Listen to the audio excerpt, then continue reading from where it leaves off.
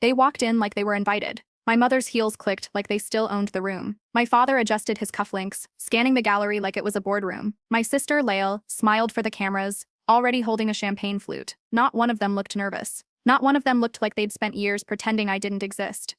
But I didn't move. Not when they caught sight of me. Not when my mother mouthed, "We're so proud of you." Because all I could think about was that November night I slept under a stranger's dining table. The hunger gnawing at me wasn't just in my stomach, it was in my chest, where my family's love was supposed to live. My name is Lila Moreno. I'm 29. I'm a painter, and I own the gallery they're standing in now. But I wasn't always this woman. I was once the girl they left behind. I was born and raised in Bellevue, Washington, just outside Seattle, a town of lakefront homes, Teslas, and overachievers. My dad is a systems engineer who built his own drone company. My mom works in biotech. My little sister Layla, MBA by 24, Forbes list at 26. She's the kind of woman people create LinkedIn posts about. The artist. The sketchbook girl. The quiet one who painted instead of networking, who wore paint-splattered overalls to breakfast and forgot to brush her hair. I didn't fit in at home, not even a little. At every dinner table conversation, they talked numbers, contracts, IPOs, AI projections. I talked colors, shadows, dreams I had about broken glass, turning into butterflies. They laughed. "Lila, it's sweet, but you're not 12 anymore. Art's a hobby, honey. You'll need a real plan." So I made one. I applied to art schools in New York behind their backs, got into Pratt on a partial scholarship. My dad barely blinked when I told him. "I'm not co-signing anything," he said, sipping coffee. "You want to major in painting? You do it alone." I was 18. Alone sounded terrifying. But I went anyway. Those first 2 years in New York were brutal and beautiful. I lived in a shoebox apartment with 3 other girls and 2 space heaters that fought each other for power. I worked nights at a bakery, painted during the day, and cried during the in-betweens. But it was mine, my life, my brushstrokes. I graduated with honors. That summer, while my classmates celebrated with family brunches and leased new apartments, I found myself scrolling Craigslist for roommates who wouldn't rob me. I called my dad. Just for help, co-signing a lease. I'd pay everything. I just needed the credit line to get in. He said no. No questions, no concern, just your choices, your consequences. So I did the one thing I swore I'd never do. I went back home. Seattle felt colder that time, not because of the weather, but because of the walls in our house. They weren't just quiet, they were judgmental. Layla had just gotten promoted. My mom talked about her like she was royalty. And me? I got an air mattress in the basement and a sideways glance every time I made coffee past 9 a.m. The last straw came a week in. Then my mom, almost as a joke, said, "And Lila's back too, for a bit, until she finds her next colorful adventure." They all laughed. And Layla added, "Yeah, starving artist phase number what? 5? Nobody defended me. Nobody said, "She's trying." Not even a fake. "We're proud of you anyway." That was the last time I stepped foot in that house. And now, they're here. In my gallery. Smiling, toasting, pretending they helped build the very walls that kept me alive. But I remember. I remember every floor I slept on. Every mural I painted for a sandwich. Every time I looked in the mirror and saw a ghost with paint on her hands. And if they think this night is about them, they're about to learn what uninvited really means. The first night after I left my parents' house, I slept on a yoga mat beside a washer-dryer in my friend Tasha's laundry room. There was no heat, and her cat kept kneading my chest like it was dough, but still, it felt safer than being around people who treated my dreams like a disease. I was 22, homeless, degree in hand, no job, no plan. And yet, I had one thing no one could take from me, my art. Even if it was stuffed into a plastic tote, I kept beside my shoes. I bounced between couches, first Tasha's, then Brianna's, then a guy named Eli who said he liked creative women and tried to kiss me while I was painting. I left the next day. I painted wherever I could, apartment hallways, bathroom floors, once, a rooftop in the middle of a thunderstorm because the light hit just right. I painted on torn cardboard, pizza boxes, fabric scraps. I found old brushes at Goodwill for 89 cents and used makeup sponges when those fell apart. I mixed paint with lotion when I ran out of linseed oil. It smelled awful, but it worked. No studio, no income, no stability. But I had stories in my hands, and I refused to let them rot inside me. One night, after finishing a mural on the back wall of a vegan cafe in exchange for a free meal, I checked my phone and saw a missed call from Layla. I stared at it like it was radioactive. I hadn't heard her voice in almost 5 months. Then a text. "You still in Seattle? Want to get coffee?" Against my better judgment, I said yes. We met at a bright, sterile spot downtown, granite tables, minimalist vibes, the kind of place where nobody laughs too loud. Layla walked in wearing a beige trench coat and stilettos, like she'd walked out of a fashion boardroom. She didn't hug me. She just said, "Wow, you look raw." I told her I'd been painting. She nodded like she was pretending to understand. I showed her my sketchbook, maybe out of some leftover hope. I pointed out a piece I'd just started, a conceptual series based on abandonment and rebirth. I called it Wilted Not Wasted. She squinted. It's emotional, she said. Then, she asked how I was surviving. I told her I was taking commissions, cafes, pet portraits, anything to stay afloat. Layla stirred her oat milk latte and said, "You know, you could make money if you focused on commercial stuff. Ads, product design, tech branding, emotional sells." I said I wasn't for sale. She just shrugged. That night, I felt strange, off, like something had been taken from me, but I couldn't name it yet. 3 weeks passed. And then, I saw it. A giant banner above a downtown tech building, a digital ad campaign for a wearable wellness device. The artwork? It was mine. Well, not literally. But the composition, the color palette, the floating body curled into a tulip. It was my concept from Wilted Not Wasted, down to the last gesture. I ran to my sketchbook. Compared it. Identical, just stripped of meaning and dipped in sterile branding. I called Layla. She didn't pick up. I texted her. "Me, did you show them my work?" "Layla, chill, it was just inspiration. You never copyrighted it." "Layla, please. You weren't gonna do anything with it anyway." That's when the world turned cold. Emails to the company went nowhere. No response, no apology, no credit. I was invisible again, but now with a hole inside me I hadn't known was there. They said I was overreacting. That it was probably a coincidence. That Layla had always been more strategic than me.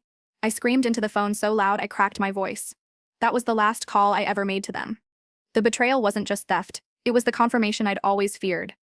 To them, I was never real, never worth protecting, just paint and paper, just the girl who played with colors while they built empires. I didn't get out of bed for 3 days. I didn't eat, didn't paint, just stared at the ceiling, wondering if I should quit. But then something small happened. I found a tiny paint chip stuck to my forearm, red and raw, the color I'd used for a bleeding tulip in one of my earliest pieces. And something inside me whispered, "They may have stolen your light, but they will not touch your fire." I got up, picked up my brushes, and painted something I would never sell. A girl with her mouth sewn shut, surrounded by mirrors that reflected everyone but her. I titled it Inheritance, because all they'd ever given me was silence. But I was about to turn that silence into a roar. I started waking up with chest pain. Not from illness, but from the weight of invisibility. I couldn't escape it. I painted with rage, with broken brushes, with bruised wrists from sleeping on hardwood floors. No commissions came in for weeks. One cafe I'd worked with ghosted me after asking for revisions on a mural I finished 2 months earlier. Another client paid me in meal coupons and expired smoothie powders. I checked my account. $63.14. I walked to a bodega and bought 2 cans of black beans, a dented loaf of bread, and a gallon of water. That left me with $45.26. Then I got an email. From Professor Hartman, my old mentor at Pratt. She'd seen one of my digital sketches posted on an art forum and loved it. She wrote, "Lila, you've always had a fire in you. I'm curating a small group show at Indigo Gallery in Fremont. I want you in it. You'll need to submit 3 original pieces. Deadline is 21 days. Can you do it?" The answer was yes. Every cell in my body screamed yes. But I didn't have canvases. I didn't have paint. I didn't have a workspace. I responded anyway. Then I shut my laptop and cried. That night, I took inventory of everything I had left. 3 dried-out tubes of acrylic, 2 pieces of ripped linen, 1 paintbrush held together with Scotch tape, a sketchbook that smelled like mildew. No canvases, no gesso, no sealant, no oil paint. I looked around the tiny storage space I'd been sleeping in, no bigger than a janitor's closet, 1 flickering bulb, a plastic stool, and a fold-up tray table. My eyes landed on an old Amazon box I'd used as a footrest. Cardboard. I tore it apart and ran my fingers across the surface. This would be my canvas. The next day, I scavenged. I walked through alleys behind art schools, thrift stores, and consignment shops, found 2 cracked frames and a broken easel someone had left beside a dumpster. I carried them like gold. I posted on Craigslist and Facebook. Artist in need of leftover paint will trade sketches. A kind woman named Mara responded. She met me outside a coffee shop with a tote bag full of used brushes and half-empty oil tubes. Her eyes were kind, her hands were cracked from decades of sculpting. She didn't ask questions, just said, "Create like your life depends on it, because it does." I didn't sleep that night. I painted until my fingers cramped, until I forgot I hadn't eaten, until the pain in my ribs turned into fuel. The pieces weren't pretty, they weren't clean, but they were mine. A child holding a matchstick against a black ocean, a faceless girl being erased by a gold fountain pen. I called the series Wilted, Not Wasted. I had one problem left. I needed just one real canvas to tie the set together, something big, something raw. I only had one thing left to sell: my tablet. The last connection I had to digital commissions, to design jobs, to any shot of freelance money. I stared at it for hours. Then I walked into a pawn shop on Capitol Hill and sold it for $60. It felt like giving up a lung. I mixed that blue with leftover white, dipped my brush, and started what would become my first masterpiece. A self-portrait, my spine growing into a staircase, my mouth sewn shut, but my eyes, they were burning through the canvas. I titled it Survivor's Language. When I walked into Indigo Gallery 3 weeks later to deliver my work, the receptionist stared at my pieces in silence. She whispered, "Who hurt you?" Because I didn't want to give my family the honor of being spoken aloud. 3 days later, the gallery opening launched. I wore a secondhand dress I bought for $8. A woman in her 60s grabbed my wrist gently and said, "You made me feel something I've spent decades trying to forget." A man in a denim jacket whispered, "This one, Fryer's Language, it feels like grief without apology." She was flushed, eyes wide. "Lila, someone just bought all 3 of your pieces." I blinked. "All 3? A collector from Los Angeles wants to fly you out for a meeting, and they're offering you a feature spot in a winter show." My breath caught. I turned away and gripped the side of a stool so no one would see my tears. Because in that moment, I remembered Layla laughing as she clicked a selfie in front of my idea on a billboard. And now, strangers were paying thousands to hang my scars in their homes. But this was only the beginning. The part where I learned that even success comes with shadows. Because as my name rose, so did the people who once buried it. 2 weeks after the Indigo Gallery opening, I was packing up my paints when I got the DM. "Layla. Saw your little show. Cute. Congrats, I guess." No emoji, just smugness soaked in sibling venom. I didn't reply. I wanted to unleash a 400-word response about theft, betrayal, and fake congratulations, but I stopped myself. I had paint to mix. Flights to book. LA was waiting. Still, that message opened a wound I just scabbed over. Because I knew what came next. Zoomed in, cropped, no tag, no credit. Just the caption. "Can't believe I used to help her with ideas. She really ran with this." My hand clenched so hard I cracked the screen protector on my phone. I reported the post. It stayed up. I emailed her employer's ethics department. Silence. Meanwhile, Louisiana exploded. The winter show sold out before it even opened. My TikTok showcasing Wilted Not Wasted hit 2.3 million views in 5 days. Art blogs called me the ghost-turned-gladiator. People cried at my work, laughed, stood silent for minutes. And yet, I couldn't shake the chill of Layla's shadow. They made my absence polite, sanitized. But I remembered everything. Especially the night I overheard my parents discussing me at dinner like a failed startup. "Mom, she had promise, but she's emotionally unstable." "Dad, she never had the discipline. You need more than talent to survive." That was the same week I'd sent them a photo of my first mural. No response. I knew because Layla's post had their likes. They were circling, hovering, pretending like they hadn't once tossed me out like last season's hobby. I booked a red-eye back to Seattle and walked into my new studio. A loft Mara helped me find through an artist grant. It had skylights, real walls, a door that locked. I closed it and stood in silence. Then I laid out 5 blank canvases. Titled them, before painting a single stroke, "The Apology I'll Never Get." Ghosts in the group chat. Daughter, footnoted. "We saved your seat after we erased you." Uninvited. I didn't eat for hours, barely slept, but I painted like a woman possessed. One night, I left the studio around 2 a.m. and found an envelope wedged in the door. No stamp. Just my name, in Layla's handwriting. Inside was a letter. "I know you're mad, I get it, but honestly, you always took yourself too seriously. You think being sad makes you deep. I was just trying to help. You wouldn't survive in real business. You owe me in some way for pushing you. Think about it." I folded the letter into a paper airplane and lit it on fire in the sink. I didn't want her apology anymore. I wanted my silence back. I wanted my peace. But more than anything, I wanted the world to see what they tried to bury. That's when I came up with the idea for my biggest collection yet. Uninvited. Every piece would be a monument to erasure, to being told you're too sensitive, too poor, too messy, too inconvenient. I painted with tears in my eyes and spite in my gut. Each canvas carried a piece of the past. My sister snatching my sketchbook while laughing on FaceTime.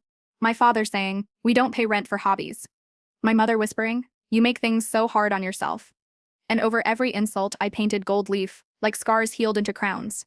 When I finally announced the gallery opening, the invite list was strict. Collectors, press, artists, Mara. No family. No +1 son unless I approved. The name of the collection? Uninvited. The event trended on Seattle art feeds for a full week. But then, something changed. I was at my studio finalizing lighting choices when my phone buzzed. A text from an unknown number. Attached was a screenshot of my gallery flyer and a comment from my dad under one of Layla's posts. "She's finally grown up. We knew she had it in her." I stared at the screen, frozen. They were coming. Uninvited. But I didn't panic. I smiled. Because for the first time in years I held the paintbrush and the spotlight. And they were about to walk through a gallery filled with everything they tried to destroy, each stroke, each shadow, a mirror they couldn't avoid. I whispered to myself, "Come see what exile looks like." The night of the uninvited gallery opening, Seattle pulsed with a weird electric quiet, the kind that hums in your bones before a storm breaks. Outside the venue, a long line curled down the block, people in velvet blazers, thrifted gowns, combat boots, some held flowers, others just stood silent, waiting. I stood inside, staring at my own reflection in a massive mirror installation. I called the family room.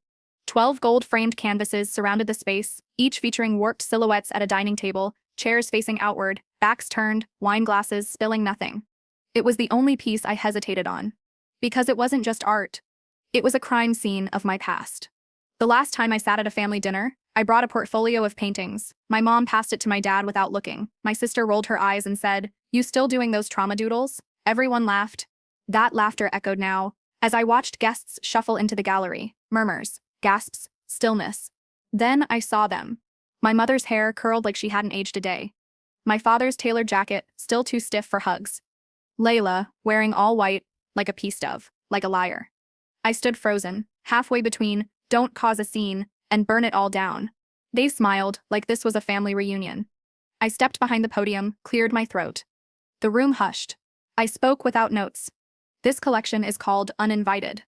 It's for anyone who's ever been silenced at the dinner table. For the black sheep painted over.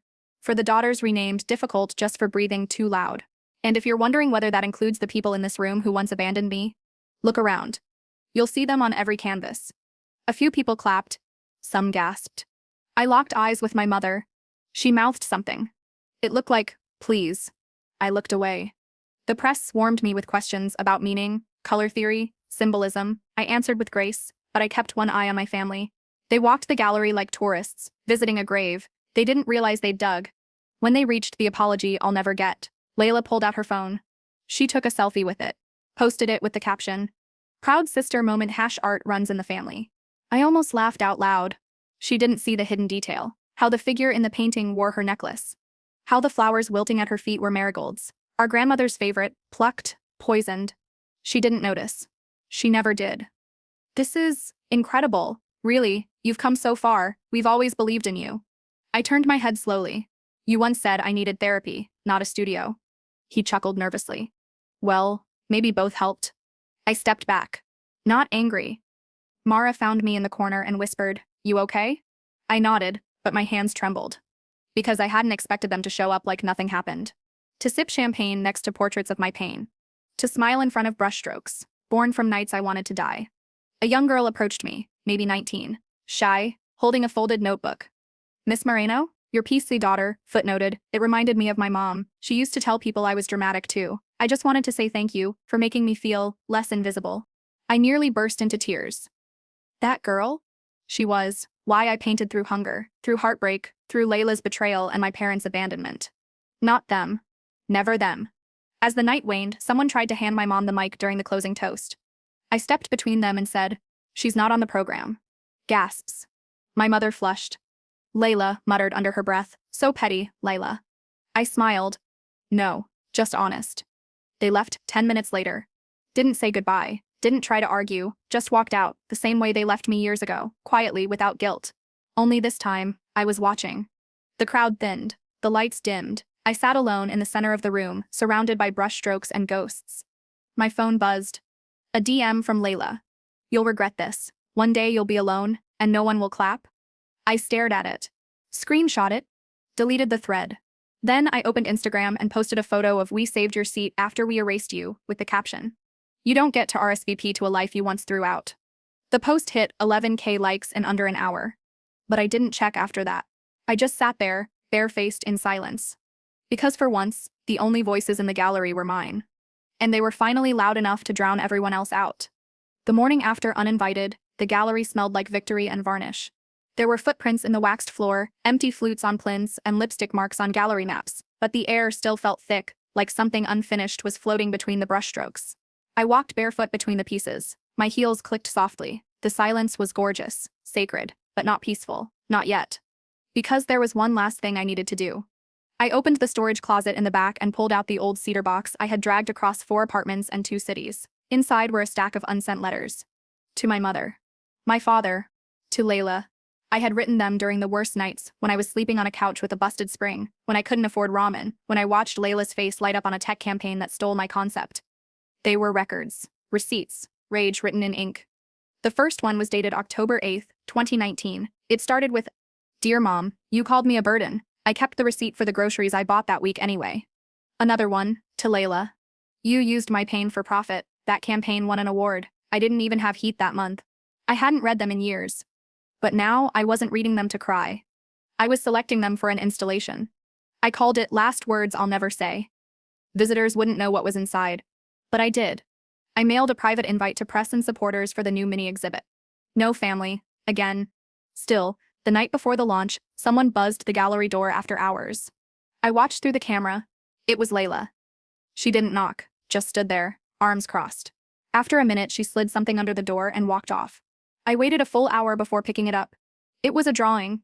One of mine. From years ago. A sketch I did of the two of us, back when we shared a bunk bed and secrets. She'd scribbled on the back, "I kept this. I'm sorry. I was wrong. Not asking to come back. Just needed you to know."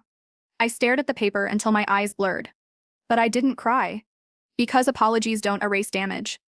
The next day, Last Words I'll Never Say opened.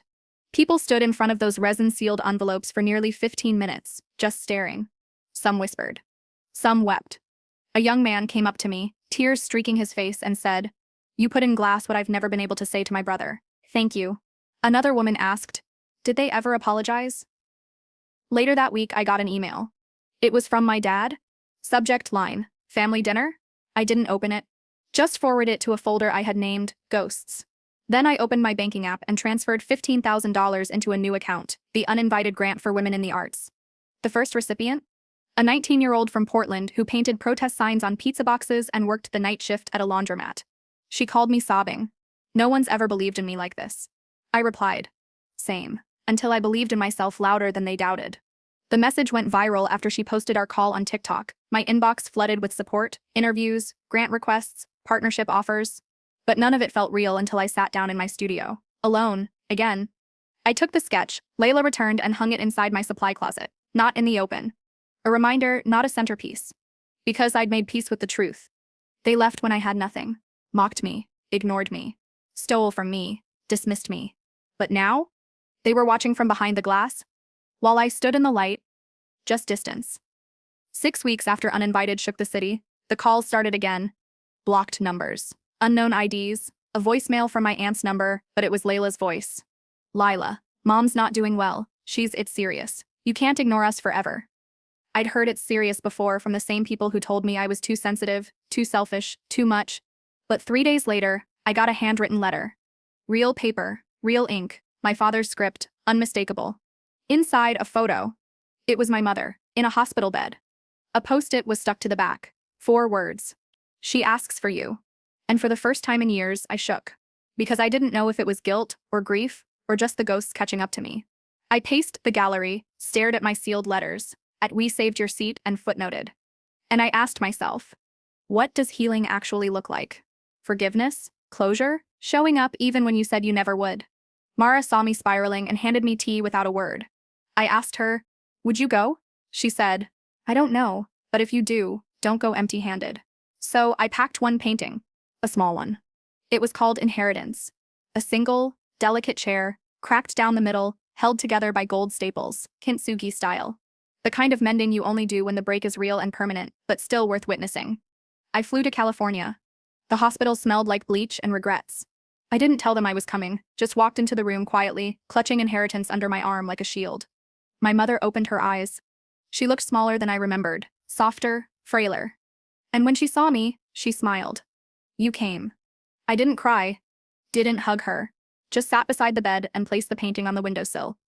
Then whispered, That chair looks like our kitchen set? The one you used to sit at after school? I nodded. Yeah, that's the one you said I didn't deserve to sit at anymore. She didn't flinch. Just closed her eyes. I remember that day. I've regretted it ever since. There it was. Not an apology wrapped in defensiveness. Not a plea to forget. Just truth. Raw, quiet, late. I stayed for 20 minutes. We didn't say much. I left before she fell asleep. Layla was in the hallway when I walked out. She opened her mouth to speak. But I held up my hand. I'm not here for you. I didn't know they'd use your sketch. I swear, I just showed it to a friend. You didn't ask permission. I was jealous, okay? You always felt more. I just wanted to feel seen too. I laughed. Dry and tired. You didn't want to feel seen. You wanted credit without consequence, and now you want me to pretend it didn't cost me anything. She stayed quiet. You posted a selfie in front of my pain. Remember that? I took it down. Good, but it's already been seen. I walked away. Back to Seattle. Back to solitude. But something shifted. I opened the gallery the next week for a private tour. No press, no champagne. Just artists, students, people who had written to me over the past year saying my work made them feel less alone. One girl stood frozen in front of daughter footnoted. She whispered, like a prayer. I showed this to my mom, and she finally understood me. I realized then, my family didn't have to come back for me to win, because I'd already built a new one, of survivors, of storytellers, of people who stitched gold into their scars. I walked into my studio, grabbed a fresh canvas, and titled it before I touched a single brush. The gallery is closed, because I'd said everything I needed to say, and the people who mattered had already heard it. The others? They could watch from the sidewalk, through the glass, where they'd always belonged.